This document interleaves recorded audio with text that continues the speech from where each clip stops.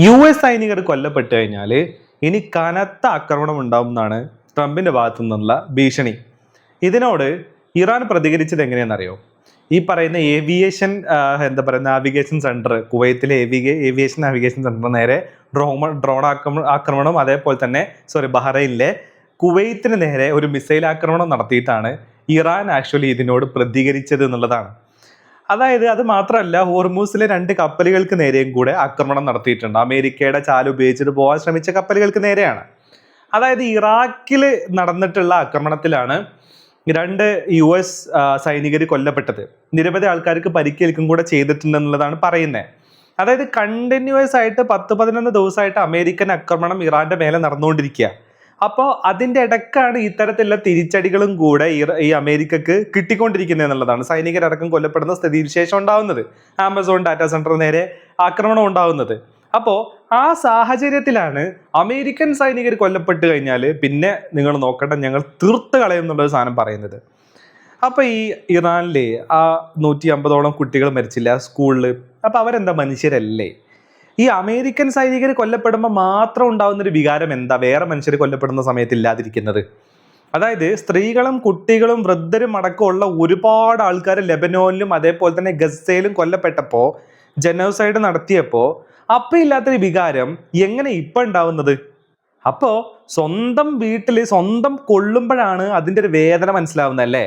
അല്ലാതെ ബാക്കിയുള്ള ആൾക്കാർ എങ്ങനെ വേണമെങ്കിലും മരിച്ചോട്ടെ, അതായത് പുഴുത്ത പട്ടികളെ പോലെ ട്രീറ്റ് ചെയ്യുന്ന പരിപാടി, അതൊന്നും വലിയ പ്രശ്നമൊന്നുമില്ല.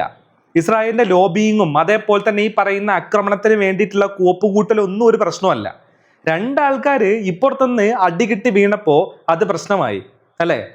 അതായത് വലിയ ജനാധിപത്യം, അതേപോലെ തന്നെ വലിയ വ്യക്തി സ്വാതന്ത്ര്യം, അതേപോലെ തന്നെ വലിയ യുദ്ധ കുറ്റങ്ങളെക്കുറിച്ചും അതേപോലെ തന്നെ യുദ്ധത്തിൽ വേണ്ട നീതിയെക്കുറിച്ചൊക്കെ സംസാരിക്കുന്ന ടീമാണല്ലോ ഇവരെ യഥാർത്ഥത്തിൽ ആക്രമിക്കുന്നത് എവിടെയാ? മിലിറ്ററി എസ്റ്റാബ്ലിഷ്മെന്റുകൾക്ക് നേരെയാണോ നടത്തുന്നത്? പാലങ്ങൾക്ക് നേരെ, റെയിൽവേ ട്രാക്കുകൾക്ക് നേരെ, കുടിവെള്ള വിതരണ സെന്ററുകൾക്ക് നേരെ, പവർ പ്ലാന്റുകൾക്ക് നേരെ, ഇങ്ങനെയാണ് ഇവരുടെ ആക്രമണം നടത്തുന്നത്. അപ്പൊ അതെന്താ, യുദ്ധക്കുറ്റമാണോ? യുദ്ധക്കുറ്റമല്ലേ?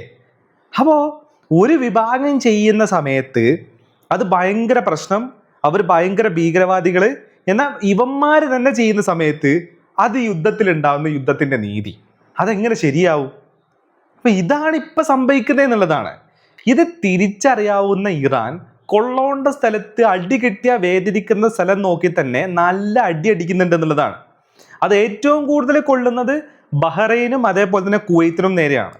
അതായത് US-ന്റെ 5th ഫ്ലീറ്റിന് വേണ്ട എല്ലാ സൗകര്യം കൊടുക്കുകയും US-ന്റെ എന്താ പറയാ, ഈ പറയുന്ന US താവളങ്ങൾ ഒരുക്കി കൊടുക്കുക മാത്രമല്ല, ചില രാജ്യങ്ങൾ US താവളം മാത്രമായി മാറി എന്നും കൂടെ ഇറാൻ പറയുന്നുണ്ട്. അതിൽപ്പെട്ട ഒരു സ്ഥലമാണ് ബഹ്റൈൻ. അങ്ങോട്ടേക്ക് ആമസോണിന്റെ ഡാറ്റാ സെന്ററുകൾക്ക് അടക്കം നേരെ ശക്തമായിട്ടുള്ള ആക്രമണമാണ് ഇപ്പോൾ ഇറാൻ നടത്തിക്കൊണ്ടിരിക്കുന്നത് എന്നുള്ളതാണ്.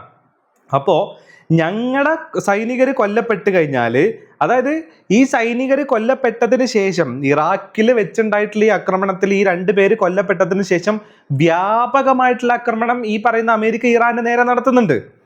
അതിൽ പെട്ടത് ഈ പറയുന്ന മിലിറ്ററി എസ്റ്റാബ്ലിഷ്മെന്റുകൾക്ക് നേരെയും കിഷൻ ദ്വീപിന് നേരെയും ബന്ദർ അബ്ബാസിന് നേരെയൊക്കെ മാക്സിമം ആക്രമണം നടത്തുന്നുണ്ട്. അപ്പോൾ അതിൻ്റെ കൂട്ടത്തിലാണ് ഈ ഭീഷണിയും കൂടെ വരുന്നത് എന്നുള്ളതാണ്. അപ്പോൾ എങ്ങനെ വന്നു കഴിഞ്ഞാലും ഈ പറയുന്ന രീതിയിൽ വലിയ മനുഷ്യത്വം പറയുന്ന ആളുകൾക്ക് അടി കിട്ടുന്ന സമയത്ത് മനുഷ്യത്വത്തെ കുറിച്ച് പറയുകയും ഞങ്ങൾ അങ്ങനെയായി, ഞങ്ങൾക്ക് നേരെ ഇങ്ങനെ ആക്രമണം നടത്തിയെന്ന് പറയുകയും, തിരിച്ച് ഇതേ പണി ചെയ്യുന്ന സമയത്ത് അത് യുദ്ധത്തിലുള്ള നീതി, അത് കൊളാട്രൽ ഡാമേജ്.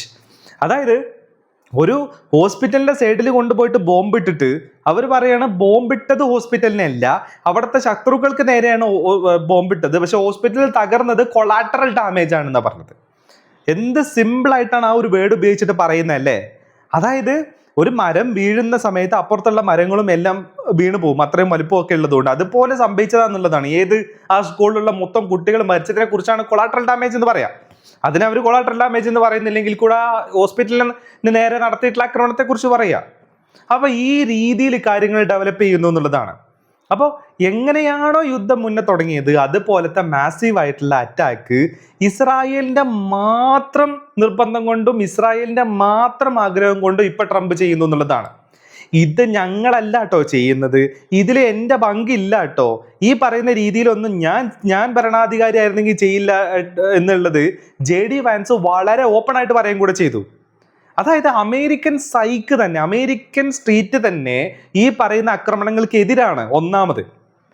പക്ഷേ ഇസ്രായേലിന്റെ കയ്യിലുള്ള എപ്സ്റ്റീനും മറ്റ് പരിപാടികളൊക്കെ വെച്ചിട്ട് ട്രംപിന് ഇസ്രായേലിന്റെ മൂക്കിന് പിടിക്കാനും ചെവിക്ക് പിടിക്കാനും പറ്റുന്നില്ല എന്നുള്ള അവസ്ഥയിലോട്ടാണ്. അപ്പോൾ അടി കൊടുക്കുന്നുണ്ട്, അതുപോലെ തന്നെ തിരിച്ചു വാങ്ങുന്നുണ്ട് എന്നുള്ള സിറ്റുവേഷനിലൂടെയാണ് ഇപ്പോൾ ഈ യുദ്ധം പോയിക്കൊണ്ടിരിക്കുന്നത് എന്നുള്ളതാണ്.